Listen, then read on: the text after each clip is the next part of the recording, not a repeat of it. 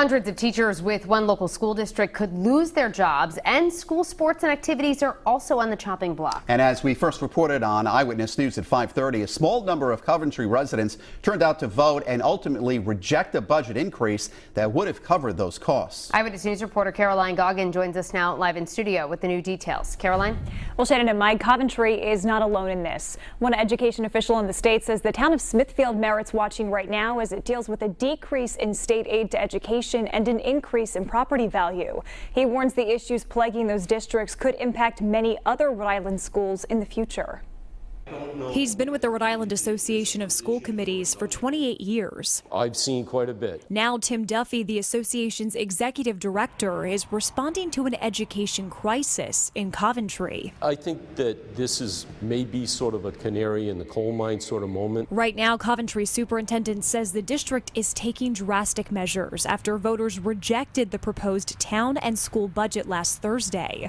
Duffy says this situation is indicative of what low voter turnout can lead to. Run the risk of having a small set of voters make a determination on education policy in the town of Coventry. According to the Board of Canvassers, a little more than 8% of voters in Coventry turned out last week. How am I going to take care of my family? The teachers union president in town now estimates about 400 Coventry teachers could be laid off. Duffy says the district is responding quickly in order to comply with the state's June 1st deadline. Out of an abundance of caution, they lay off far more people than they need to initially. But he says he fully expects a lot of the teachers who receive pink slips will be recalled by June 30th. But the superintendent also warns in this statement there could be cuts to sports, clubs, and after-school activities.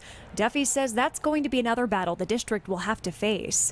He says financing education has always been an issue in Rhode Island, and that situations like the one in Coventry could pop up elsewhere. If we have any type of recession, you're going to see much more contentious relationships between school departments and school committees and city and town councils.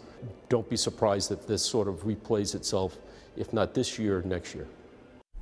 Duffy said another reason Coventry is in this situation is because the town has several locally run retirement systems that are in critical status. He says that eats away at taxpayer dollars, further exasperating this situation. I'm Caroline Goggin, Eyewitness News.